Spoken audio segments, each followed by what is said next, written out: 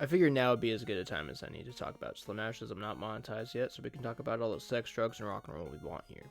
As that is what Slaanesh is, sex, drugs, and rock and roll. Or, so I'm told. I'm sure if you click this video, you're unfortunately likely familiar with Slaanesh, and have likely seen other videos on how they're kind of boring, or GW is fumbling Slaanesh harder than the last season of Game of Thrones. And while I agree I'd like to see more of Slaanesh, I highly disagree that they're boring. In fact, Slaanesh is one of my favorite Chaos Gods in concept, and practice Nurgle is still top tier, Khorne is just flat out boring, and Tzeentch can fuck right off. Not to get too deep, much like Slaanesh's followers have a habit of doing, I feel a personal draw to the Chaos God due to some personal, real-world stuff I've experienced. I'm someone who at one point or another suffered from addiction and have likely, definitely delved a little too deeply into some of my many vices. So I personally feel Slaanesh is very scary in a real sense, as if I existed in the 40k setting, she would have gotten those grubby little crab claws and tentacles on me a while ago.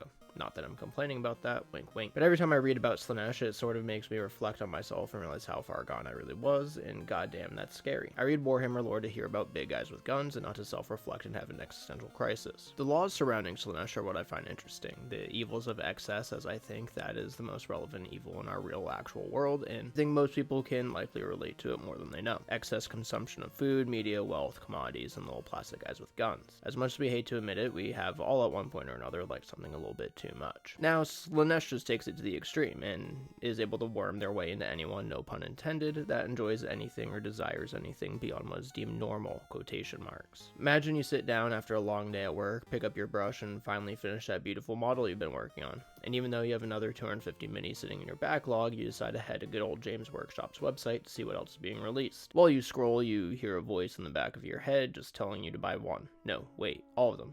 Get all those book pre-orders while you're at it, and you know what? If you didn't spend so much time and money on your family, you could even get more minis. You should burn the house down while they're all sleeping tonight. And that little bug in your ear is Slaanesh, baby.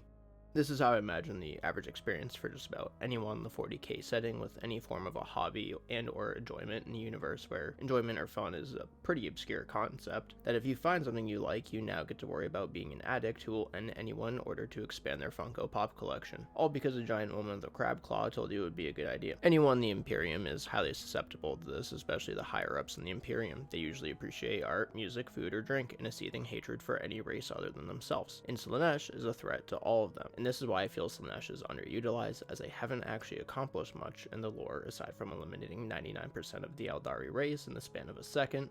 But then again, who can really blame them? Just another reason why Slaanesh rules. In all seriousness, Slaanesh has the potential to make serious moves that just haven't happened yet.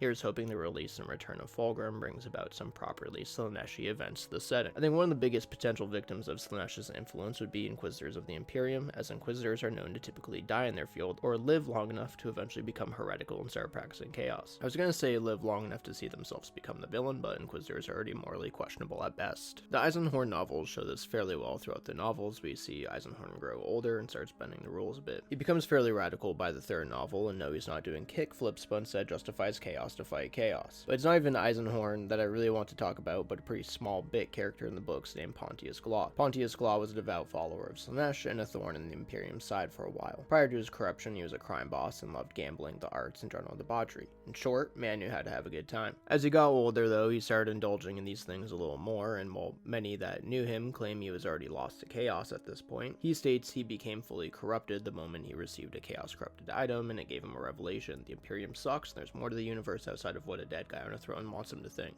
Fast forward many a years, and Pontius is slain by Inquisitors after becoming one of the most renowned heretics in the galaxy and playing 40k Manson by starting Slaanesh cults all over the place. But his soul now exists in a crystal owned by his family. Eisenhorn politely asks for the crystal, and he is now the proud owner of a heretic. Now Pontius has been trapped in this crystal for a long ass time. How long is not important, but to take a follower of Slaanesh, someone that has lived life to the fullest extent, and then strip them of every sensory moment and trap them in a crystal sounds like absolute hell. So now Pontius exists in a depraved state, with the only person he can communicate with being an Inquisitor, an enforcer that is his mortal enemy and stands against everything Pontius once lived for. Now that is actually quite good for Pontius, as he and Eisenhorn actually hit it off quite well and become friends in a sense. So much so that Eisenhorn makes a big ol' fucky wucky and agrees to put Pontius in a new body. This obviously backfires, but Pontius was thrilled, as someone would be, but especially him, as he lives on and thrives on consumption of art, fine dining, gambling, and hedonistic acts. All things he could not do without a body. Death would be better than living in that crystal for Pontius, but now, thanks to his good old pal, the Inquisition, he can come back as a servitor and get his nasty little mitts on or in whatever he wants. Now, thank you for holding my hand while I told you that little story. I mostly just wanted an excuse to talk about Pontius, as he's a fairly fun character in the books, and he's a follower of Slaanesh that isn't Fulgrim. Slaanesh also has so much room to grow, as Warhammer itself is known as excessive. Everything is over the top, everyone is a mustache-twirling villain, everything is cranked up to 100, and Slaanesh can eat pretty good when these things are happening. Also, I'm sure there's a canonical reason for this, but does anyone know why Slaanesh can't influence orcs with their devout love of Wa? I am genuinely curious. I'm assuming because worshipping anything other than Gork or Mork is an orky, and they would likely be killed or ostracized immediately, but the idea of a Slaanesh worshipping orc is still pretty damn fun. All this to say is that I think Slaanesh's only large downfall is the Imperium's plot armor. Every Chaos God suffers from this, as they're always touted to be a galaxy-ending level threat until they encounter Master Chief. GW struggles to make any notable lore happen in which the guys in power suits and green army drab ever take an L. I want to see shit shaken up.